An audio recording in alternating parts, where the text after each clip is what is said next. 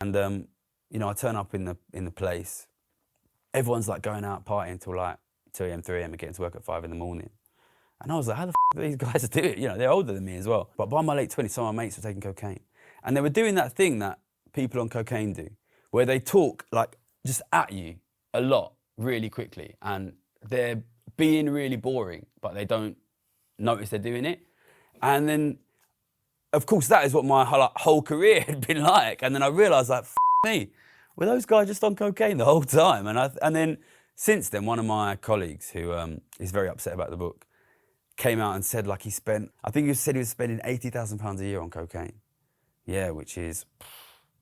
But the funniest thing is, like, I had no idea it was happening. I had no idea it was happening. I thought he was an alcoholic.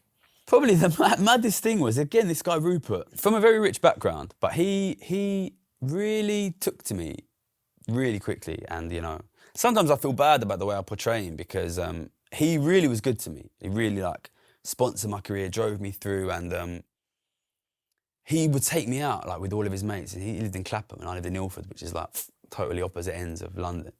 And he'd take me out with all his Clapham mates, and, like, we'd be going to Movida, which is a big expensive club, and, like, expensive restaurants, and, you know.